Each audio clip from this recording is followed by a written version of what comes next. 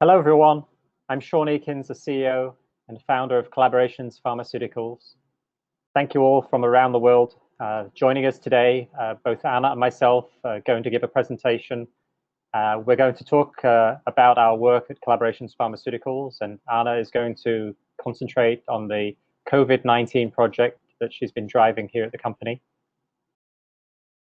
Hopefully we can show you that we are very committed to working on COVID-19, which is having a devastating effect on the global population. We're also committed to our customers and collaborators, and we'll hopefully give you a little bit of insight into the types of things that we do today. Before we begin, I'd just like to offer a couple of logistical notes. We have definitely the opportunity to address questions that you may have. So if you'd like to put those questions into the little icon on the screen, you can see that's shown here on the slide. It should be at the top of your screen today. Or if you'd like to do it via the attendee chat, we should be able to answer the questions towards the end. I'd like to begin by sharing a little bit of information about Collaborations Pharmaceuticals and the types of research that we do. And then Anna's going to give a talk about the COVID-19 work that she's been involved in. And then we'll summarize some of the types of collaborations that we do at the end with some use cases, and then address your questions and answers. And we'll try to move this along pretty briskly so that we have plenty of time for questions today.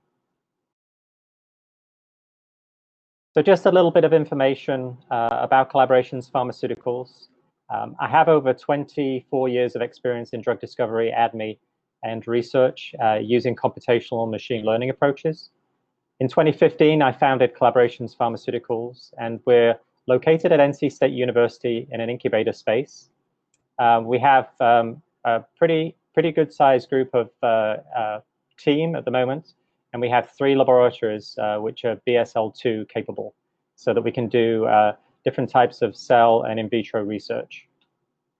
To date, the company has filed a number of patents on new molecule IP, both that generated ourselves as well as with collaborators. We've also filed 8 orphan drug designations on rare and neglected diseases that we work on, as well as 1 rare disease application.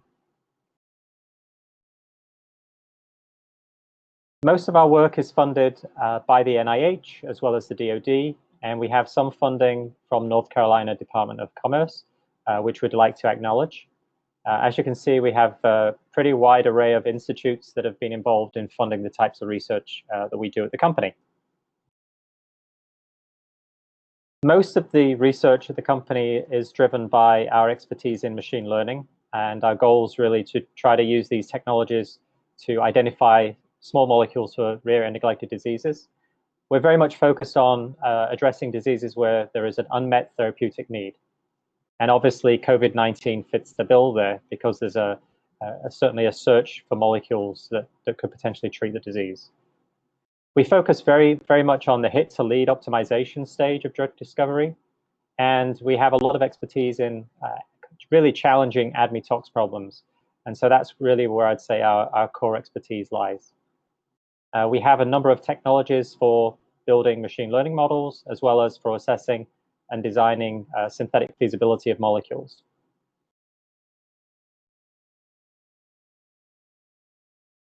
Our work on COVID-19 really began around the February timeframe. We'd taken a number of molecules we'd identified with machine learning for Ebola, namely Tilarone and pyranardine, are pretty good examples here. These molecules we'd shown previously to have good activity in vitro against Ebola, and then we'd also shown in vivo activity. So once the outbreak started, we proposed that these molecules may also be potentially of interest for COVID-19. And in the last few months, we've been able to publish several articles relating to these, as well as perform in vitro testing on the molecules to assess the SARS-CoV-19 activity. We've also worked with a number of companies to try to influence them to do clinical trials in both South Korea and in the Ukraine. But Anna's going to focus much more on the efforts that we've been doing here in the lab on COVID-19 today.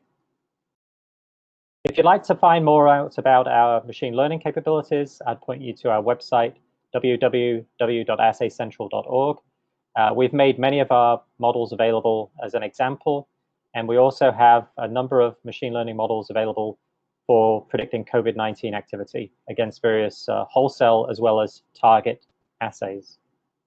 If you'd like to find more out about our machine learning, please look at our website, as well as some of these publications.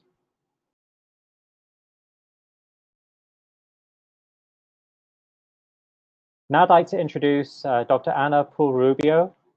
She joined our company in 2018, and she's a senior scientist managing a team of 2 others in the lab. She's built up our biological capability where we had none before. We were a completely virtual company, but since Ana's joined us, we now have a lab doing experiments. She's been able to present at a number of conferences and published 15 papers in her career so far.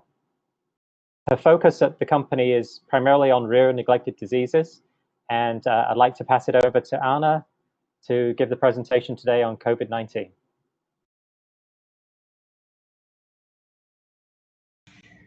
Thank you, Sean, for the introduction.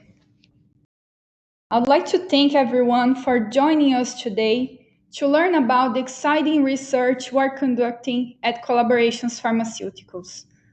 Our goal is to show how a small company can unify resources with scientists around the world to fight SARS-CoV-2, the coronavirus that causes the disease known as COVID-19.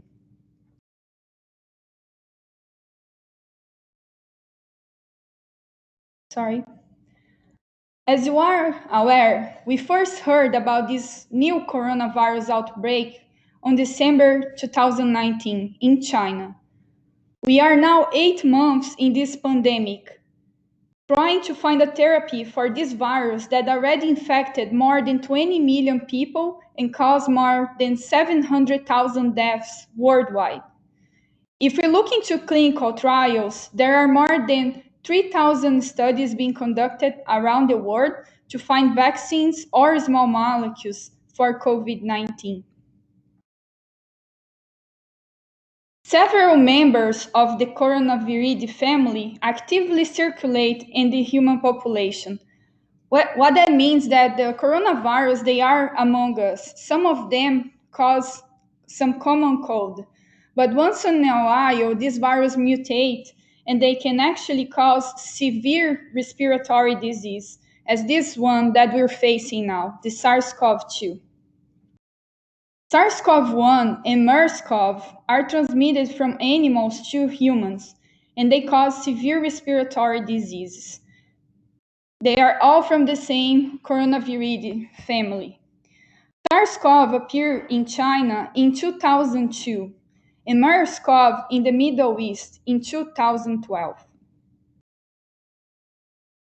The previous coronavirus, SARS-CoV-1, was originated in China in 2002. It caused the disease known as SARS and affected 26 countries and infected more than 8,000 people and caused more than 700 deaths. But the magnitude that we're seeing now is much worse. This COVID-19, the SARS-CoV-2, already infected 20 million people, as I said, and caused them more than 700,000 deaths. They both share several features, such as they can be transmitted from animals to humans. They use the same receptors to enter the cell, and they share 76% of the amino acid sequence on the spike protein from the outside. But what does it make it to be so more infectious from the previous one? Scientists are starting to elucidate those questions, and I'll be talking about this soon. One interesting thing was noted in the neutralization efficiency of the antibodies of the coalescent sera from patients infected from coronavirus. The coalescent sera is the sera withdrawn from patients that has been infected and used to treat new patients. In the previous coronavirus, SARS-CoV-1, we noticed that the neutralization efficiency by this sera was high. And for this coronavirus, SARS-CoV-2, this is moderate. So this poses a challenge also to develop vaccines. One interesting thing to note is that for the previous SARS-CoV, the SARS disease, the virus was mutated after 8 months, and that is how the pandemic ended. We were also practicing in some places social distance and isolation to fight SARS-CoV-1. But the virus mutated and was not infected anymore. But what we are seeing with this new virus is it's not mutating fast. So I believe it will stay among us for longer time. How this SARS-CoV-2 enters the human cell. This information is important to select targets and discover new drugs. The coronavirus has this name because the external structural spike protein looks like a crown. You can see in this image the spike protein colored in red. Viruses are large particles, and they need to attach or bind to a receptor in the surface of the cell to get inside of the cell and infect the cells. For this coronavirus, the human receptor in the surface is the angiotensin converting enzyme 2, AC2. This enzyme is showing blue in the surface of the cell here in this image. One of the mechanisms of entry is that initially the spike protein of the coronavirus attaches to the AC2, then the cellular serine protease TMPRSS2 primes the SARS-CoV-2 spike for entry. What that means is that the spike suffers conformational changes that brings the virus closer to the cell membrane, and then the virus can get internalized and infect the cells.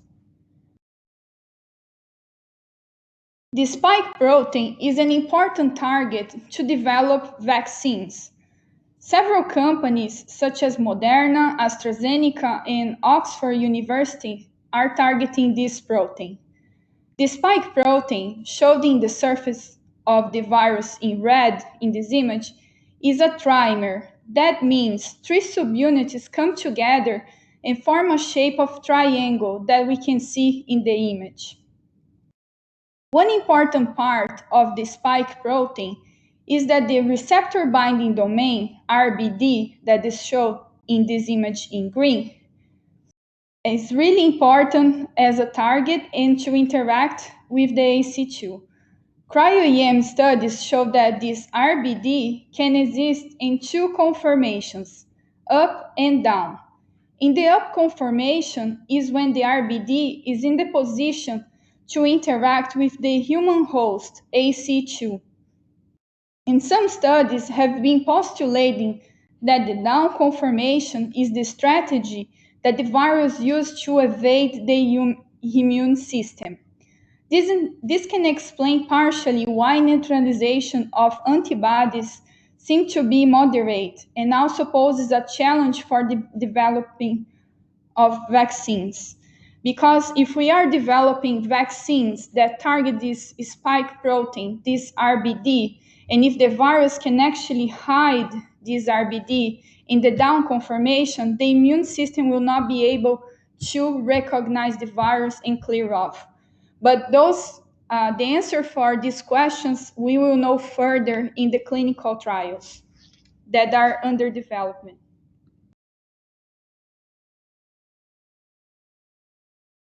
In this next image, I'm just showing the interaction between the AC2 in green and the spike RBD in gray for the SARS-CoV-1 and in blue for the new coronavirus SARS-CoV-2. If we look the folding, they have similar structure, but the difference is that the SARS-CoV-2 have different amino acids in that interface that makes a bind stronger to the human host receptor AC2. And this might explain why it spread more rapidly. When I say bind stronger, we can imagine that the virus is binding to the cell, attaching, such as in a magnet. Like the previous one was not so strong. This one is stronger. That's why we can see how fast it spread worldwide. Because of what they comment about the RBD in the down position and challenges for this development of vaccines, that's when the discovery of drugs that can treat or prevent COVID-19 become even more important. Here at Collaborations Pharmaceuticals, we want to find drugs that are already in the market that could be repurposed to treat COVID-19. Repurposing means to find a new indication for a drug that already exists. We believe that this might be the fastest way to help sick patients. Our strategy is to find compounds that can inhibit the interaction between spike and AC2. This imaging in blue is the AC2, the host receptor, and in yellow represents the spike receptor binding domain. And we want to find compounds that can bind in that interface and prevent the virus to enter inside of the cell. That means prevent infection. The strategy that we have been using here at the company for repurposing drugs that I will be showing here is the same that we use for other projects, such as Ebola, Chagas, and other rare and neglected diseases. Initially, we select targets, then we perform docking and biomachine learning models to predict compounds. We select approved drugs, and then we test these compounds in vitro using purified proteins and subsequently testing cells. In this case, cells infected by the coronavirus. How we got involved with the coronavirus research?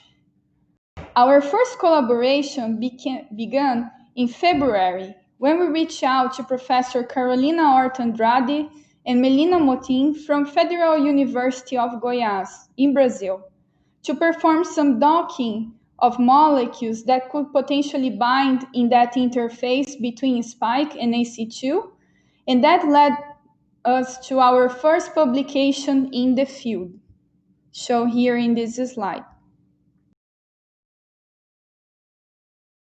Beginning of March, business and universities were shutting down to prevent the spread of the coronavirus.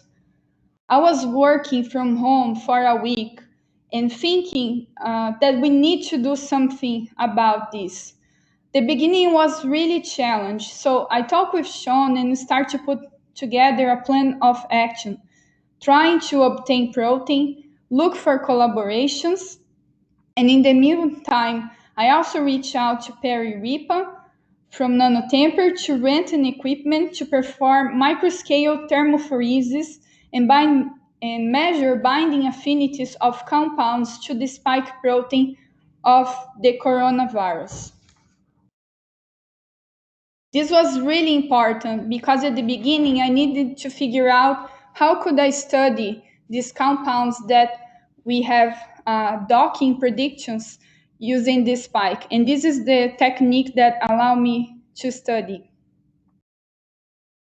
With this technique, we were able to validate some of our initial predictions from docking and also identify new compounds such as antivirus, antibiotics, antidepressants, kinase inhibitors, and antimalarials. The compounds we have identified have not been described in the literature before. And to my knowledge, I'm not aware of small molecules targeting spike. So our work is novel. I'm only showing a few examples here of binding curves. We have a wide array of compounds, and some of them I'm really excited about, such as these antibiotics, because it's an antibiotic that actually targets the lungs. So I think might be useful for coronavirus if it works. And also, the kinase inhibitors is a medication for cancer, but actually for lung cancer. So again, I think this might be useful for COVID-19, and we are in the process to test these molecules. A little further in the process, new collaborations came along with Ken Pierce and Prem Lakshamani from UNC. We were awarded a rapidly emerging antiviral drug research initiative grant, and I was able to characterize our compounds using thermal shift experiments.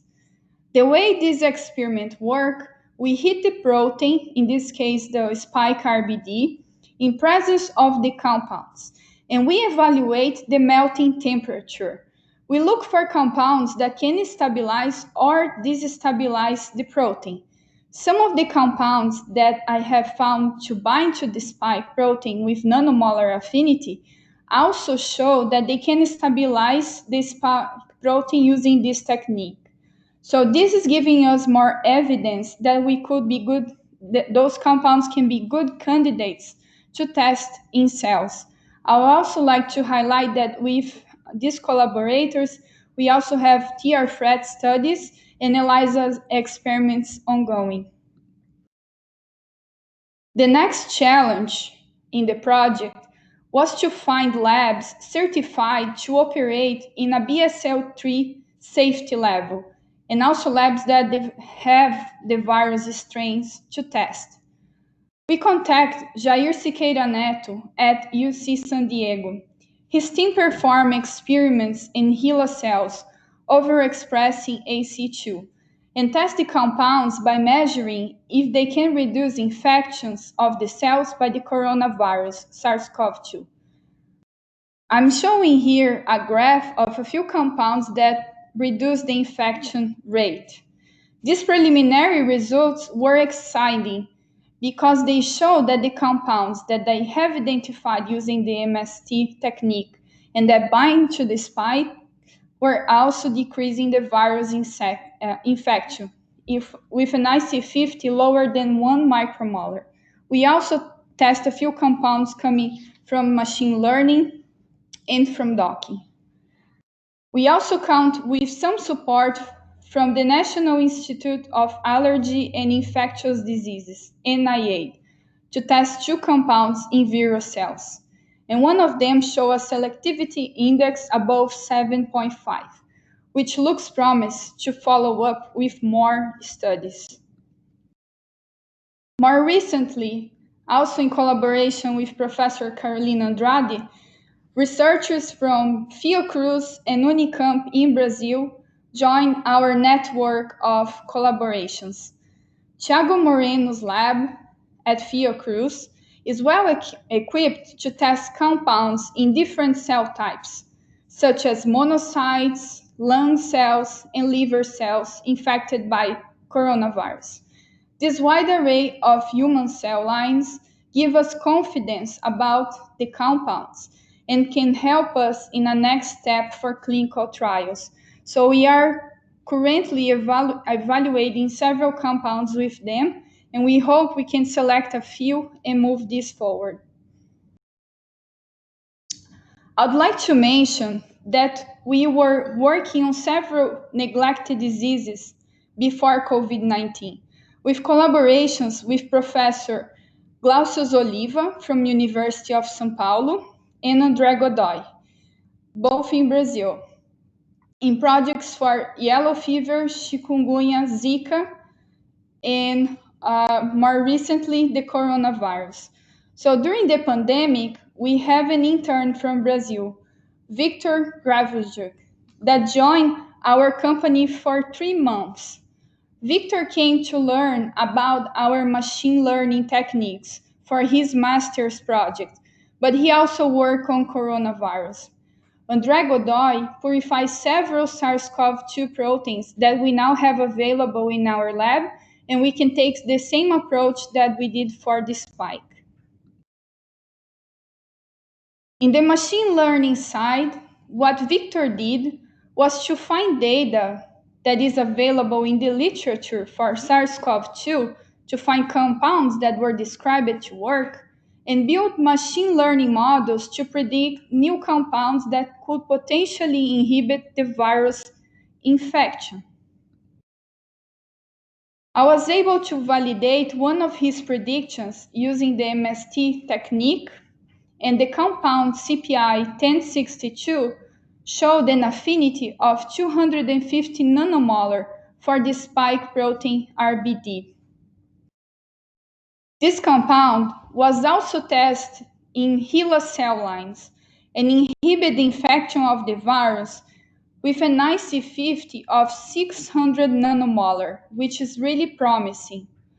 One of our scientists at Collaborations Pharmaceuticals, Tom Lane, performed some docking studies showing that these compounds might be binding in the interface between the spike and the AC2.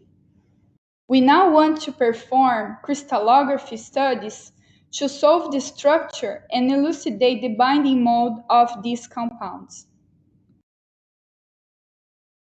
Throughout my presentation, it is clear how we are unifying forces to fight this devastating disease. As a scientist, I feel this is our duty. We put together a network of collaborations in Brazil, Mexico, United States, and Russia.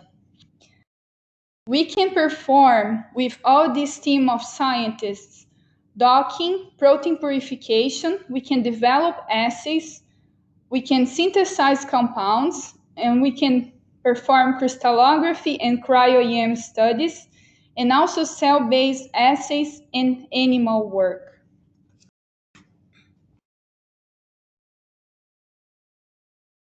This is a work in progress. We have exciting molecules, we have the models, we have compounds, we have results, we have in vitro assays, but we still face a lot of challenges. And the major one is to get more data and translate these compounds for clinical trials. So I would like to ask you, can you help us bring them to the clinic? Are you interested in collaborating? Do you have an interesting idea that you'd like to discuss? We are open. Please reach out to us.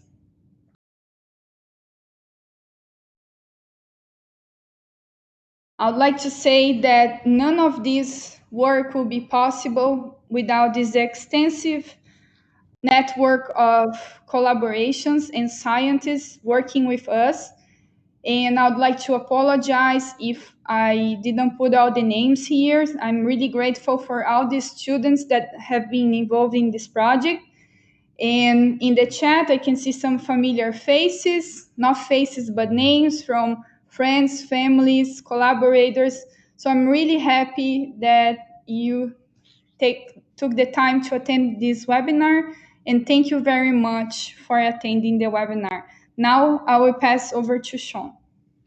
Thank you very much, Anna. That was fantastic. We would love to take your questions. If you have them, please put them into the chat box at the top or into the attendee chat. We'll get to them in just a few moments, so we'll give you a few minutes to put your questions in there. As you can tell, we are a little bit different from other companies in the types of projects that we go after, and certainly we've been very committed to working on COVID-19. And part of this commitment comes from the point that we have pretty much a freedom to operate in terms of picking kinds of projects that we want to go after that we feel are important. And we're able to do that because we don't have angel funding or venture capital investment. And as I mentioned at the beginning, we've been fortunate to obtain considerable funding from the NIH and DoD that's allowed us to build a pretty robust molecule and services pipeline. And we'd be happy to put that to use in your projects. Certainly, if we work on projects with you, your IP remains your own IP, and our only concern really is in delivering quality results, like those that you've seen on the slides presented by Anna today. We have a number of collaborations and clients, and we have a couple of use cases here. We've been fortunate to work with some great companies over the past 3 or 4 years. Several of these have been in the consumer product space, and we've been working primarily on curation of data for endocrine disruption and building machine learning models to try to predict these properties. These have led to multiple projects, papers, posters, talks, and these have been very fruitful for the companies involved. We've also been involved with a rare disease company over the past year or so, working on their data, modeling it, and coming up with new designs for molecules for them to synthesize and test. And most recently, we've been working with a small animal CRO company, working on their internal projects and helping them with their challenging questions that they needed addressing. The common factor across all of these types of projects is the openness and our commitment to working on the projects, as well as sharing data, and really our drive to get results for these groups. All of them have also a common factor of quality data, data curation, and machine learning. Finally, we have a number of internal capabilities that we can put to good use for you. Our lab, as Anna said, is open. We have definitely access to high quality data set curation, machine learning, and cheminformatics in-house. We also perform molecular property calculations, so we have full suites of those capabilities available. And as I mentioned at the beginning, we have technologies that we've developed for assessing synthetic feasibility and retrosynthesis. So basically enabling the design of molecules and whether they're actually possible to make. And as Anna described today, we have in-house capabilities for in vitro target assay screening, as well as human cell assays. And we'd be happy to chat with you, so please get in touch. And we'd be happy to discuss any questions that you have. So I think now would be a good time to take a look at the questions that you've been putting in the chat box, and we'll try to address them. And so let's take a look. We have one question, Anna, from Dharmesh Kumar Patel, saying, I'd like to know the active site of small molecules binding on ACE2. How did you define the active sites?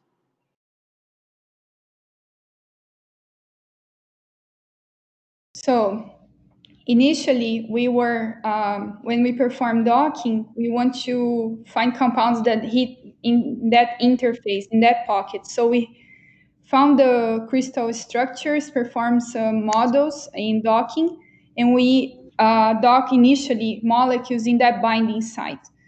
But to know for sure where these molecules are binding, we'll need to perform like cryo-EM studies or crystallography studies to know the binding mode.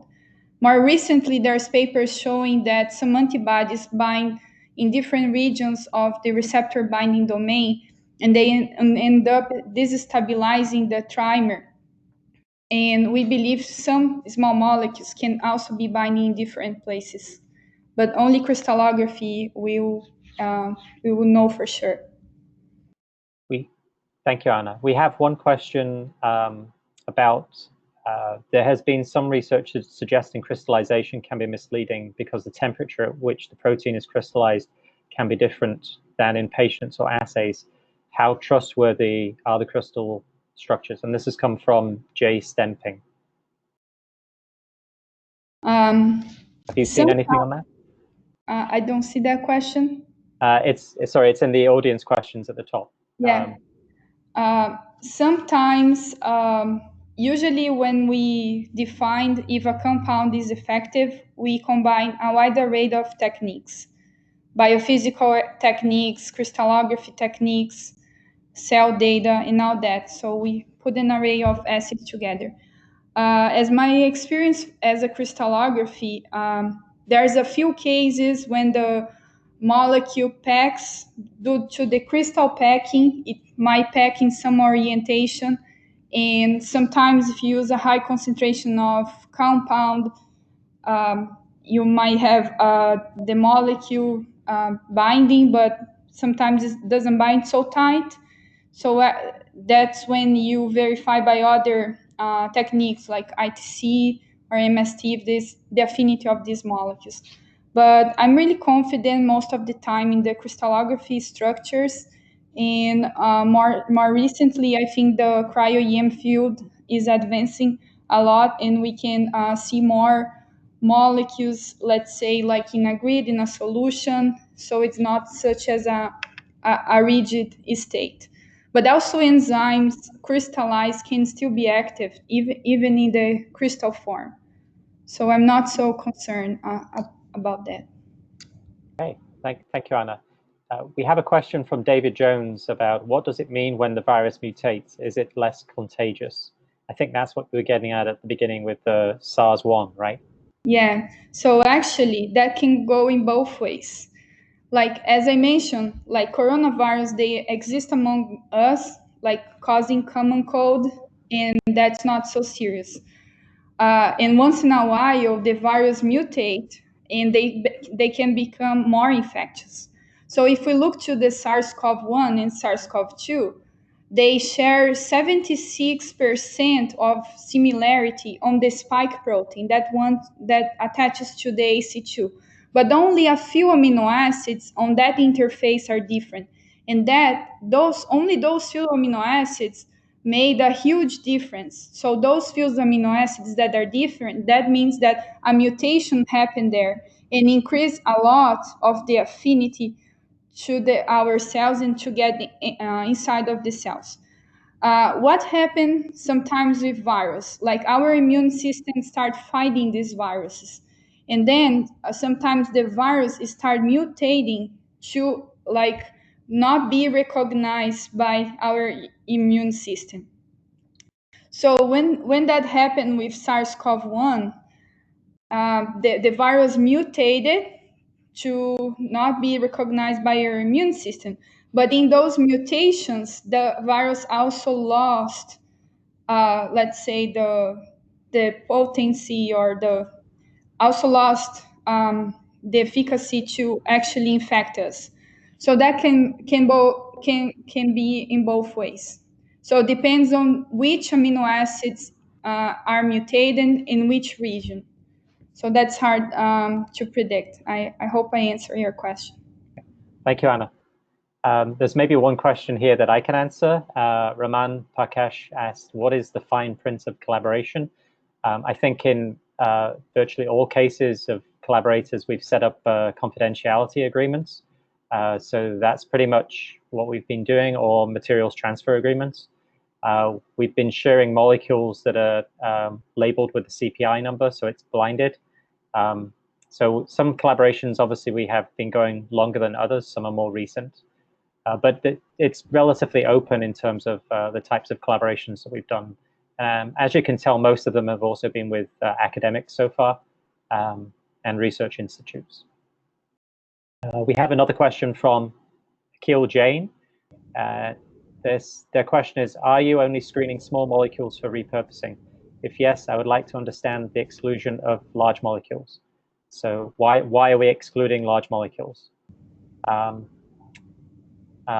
can address a little bit of that. I guess it depends on where you draw the line for large and small. We definitely have some larger molecules, but I would definitely say that we're not focused on biologics at this point. Anna, would you like to add anything to that question? Yeah.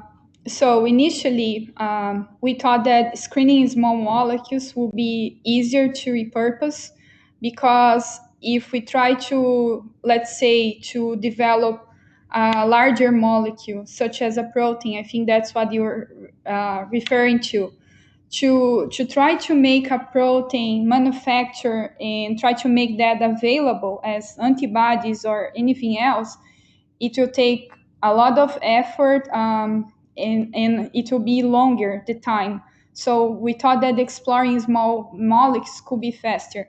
But we also have collaborations with some groups where we are studying peptides, or peptides that can mimic that interface of the AC2. But again, peptides might pose another challenge, because to deliver peptides, it will be more difficult from the absorption to deliver to the targets. So we believe that the small molecules for now will be, let's say, the fastest way to find an answer. Thank you, Anna. We have one question about combinations. I don't know whether we have a good answer for this from Sheng Ko. Which one is most effective combination against COVID-19 so far? I don't think we've got any data on that. Is there anything, Anna, that you've seen around combinations for treating COVID-19? Yeah, I have been seeing a lot of studies in clinical trials like ritonavir, lopinavir. We have collaborations in Brazil like Thiago Moreno. He mentioned that he found new antivirals and now he's studying combinations of those. I also think that this disease should be approached by combinations like molecules targeting, let's say, the spike, but also targeting for example, that other protease that I showed in the beginning or catepsins, but this is still like pretty new. I think we don't have answers for that yet in the clinical trials. And in our work, we're just starting to think about test combinations in cells. We have a question on from Saji Menon. What was the major difference you observed between coronavirus 1 and coronavirus 2? I think that might be getting to your earlier question with the interaction with ACE2, if I'm not mistaken. Yeah, exactly. I analyze, let's say, the structure of the spike protein, and what I can say between the two, as I said, those both have 76% of similarity. So there's a few amino acids that make them the SARS-CoV-2 more infectious. But through the cryo-EM studies, the deposition of the RBD that I mentioned before on the SARS-CoV-1 was predominant in the up position. That means that the immune system can recognize that. And what we're seeing in this new coronavirus, that there's a predominance in the down position of the receptor binding domain. So that can explain why the response is moderate. That can explain why people are getting reinfected. But this is still like early. We need to wait for clinical trials and more research to give us a better answer for that. Thank you, Anna. We have a question from Gabriel Diaz. What about the use of biologicals against SARS-CoV-2? What are the challenges? I think you've actually answered some of that. And do you know about the use of sera and antibody-dependent enhancement phenomena? What are there about these intervention strategies? I don't know if we've really addressed that. I know that there's, when you say biologicals, there's a lot of vaccines being developed, but there's also a lot of companies studying neutralizing antibodies. And there's a few companies that already have products on clinical trials studying antibodies to neutralize the virus. About the use of the sera use is what I said. What the studies are showing is that in the previous coronavirus, the neutralization effect of this sera was high. And for this new coronavirus, the neutralization effect seems to be moderate. And I think that has to do with the deposition of the RBD that I mentioned in the presentation. We have a question from Scott Laster. I think actually it's maybe more of an observation that the two alpha helix coils on the top of the receptor that contact the RBD are he said, very much resemble the alpha helical jaws of MHC molecules, which I think is major histocompatibility complex. Is there evidence that this structure moves as a jaw and holds anything? So is that flexibility important in the function, I guess? For sure, there's loops that move around. Maybe you are referring to the big alpha helix of the AC2, but in the MHC we have that immunoglobulin folding where we have two alpha helix and like 7 layers of beta sheets. And I don't see these in these structures, but for sure, I think the RBD or the spike has a lot of mobility. We don't know exactly where our molecules are binding, so love to see our crystallography studies coming to see how we can change the mobility of those loops and change. Maybe these molecules can also disrupt the trimers, the trimer, but those are all questions that we need to investigate. But sure, it's a loop and seems pretty flexible. Thank you, Anna. We have a couple more questions. We had a question about, is there a connection between vitamin D deficiency? I don't know that I've come across too much there. We also had a question about software, which I can probably answer, suitable for docking. I know that we used BioVia software, and I believe Melina used Schrödinger software, if I'm not mistaken. Scott last asked us, are you considering peptides to inhibit the receptor RBD interaction? We have a group that can synthesize, like we know of a group, one of our groups at UNC, they are researching peptides. So we know that they are in that field, but we're not taking that approach. And maybe because what I explained before, sometimes it's hard to, sometimes you can find a really good peptide that blocks the virus, but when you try to give to the patients, peptides might have a problem to get inside of the cell, permeability, and then you need to add a tag to enhance the permeability.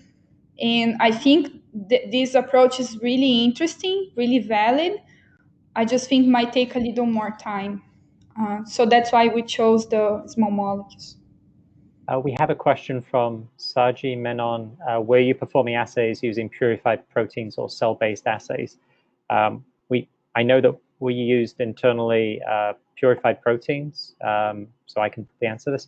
And then with our external collaborators, they've definitely focused on cell-based assays because of the requirement for BSL-3. But we sure testing the molecules in cells, not only in vitro. We start with the approach in vitro to find the molecules, and then we have now collaborators that they have different cell types that they can test the molecules for us. We had another question. What factors influence the up and down position of the RBD, and can a compound be designed to force the down position and prevent it from interacting with ACE2? This was a question from Paren Patel. So I know that when they start solving the first structures of cryo-EM was really hard to solve those structures because the structures, they have similarity, and in cryo-EM you're taking several images. It was hard to find out what was happening. And after some time looking to those structures, they found out that 2 RBDs were in the down position and 1 RBD on the up position. I think probably there's different interactions on that between the 3 protomers, the 3 subunities, that makes this one be hiding it more. But I didn't come across of papers actually studying deeply this mechanism. But this is a good question, and I think we might be taking a look on that and try to explain why it's happening in that way. I think we've been very lucky to have a lot of questions today, so thank you all for sharing them with us.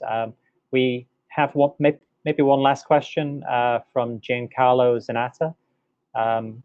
It's a general repurposing question. There's a lot of outputs in the literature using computational biology, some in vitro works, all of them testing approved drugs.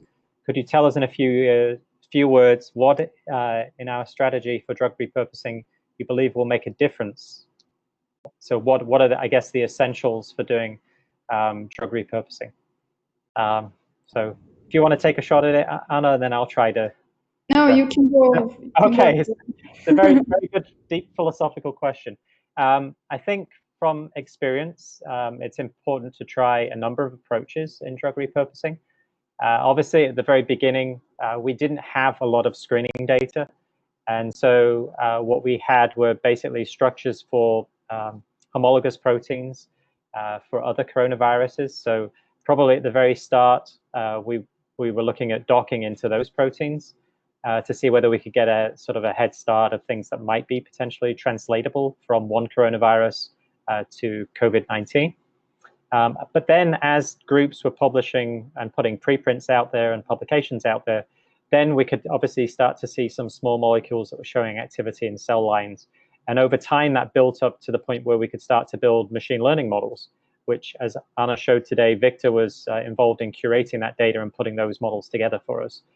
So there was definitely a shift from the very early work where it was mostly docking, thinking about what had been shown to have activity before. For example, our Tilarone molecule had shown activity against MERS and Ebola.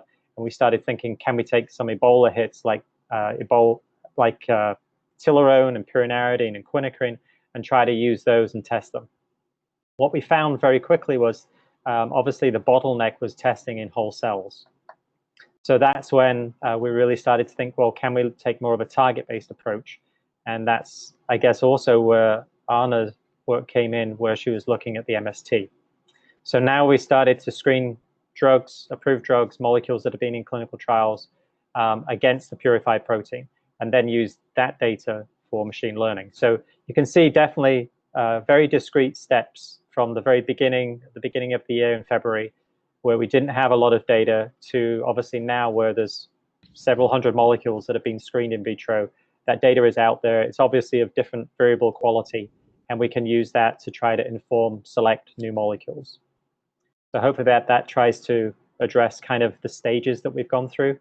Obviously, as groups are screening much larger repurposing libraries, if that data becomes available, I think that'll be quite useful. I know some groups have obviously put small data sets out there on fragments and fragment-based screening. There have been a number of larger library repurposing screens, but I haven't seen that modeled to the same extent. So Anna, if you have any questions, if not, yeah, I'll just add something to the previous question where Perrin Patel asked if we can design repurpose that force in the down position and prevent it interacting with AC2. For sure. Actually, recently there's a cryo-EM structure with where they found like a tunnel between the three protomers, and there was a fatty acid on that tunnel. And with the fatty acid on that tunnel, actually the position of the RBD was down more frequently. So for sure that can be an approach and that can be addressed. And I think with these new structures also opens up this new drug discovery targeting that pocket. Thank you, Anna. If there's no other questions, I think this is probably a good place to end the presentation today. I'd like to thank you all for joining us and your excellent questions. I'd also like to thank Anna for her wonderful presentation today and also answering the questions, and Felicia, who's behind the scenes making sure this all worked out. This was our second webinar today, and we will be giving another one hopefully in about a month. And I think the focus of that is going to be our Ebola work using pyranardine and other molecules. We've recently published a couple of new articles relating to potential targets for compounds against Ebola, namely the glycoprotein. And I think that may also be useful and potentially inform some of our other antiviral work. So hopefully you'll join us for that. Please tell your colleagues about what we're up to. And if you have any questions or if you're interested in collaborations, please get in touch. I can be reached at sean@collaborationspharma.com. We'll be happy to share these slides online and we'll put them on our website as well. So from both Anna and myself, thank you. I'll be happy to discuss more. If you have questions, please reach out. As Sean mentioned, my email is in the bottom, anna@collaborationspharma.com. And thank you very much for attending and for all the interesting questions. Thank you. Thank you.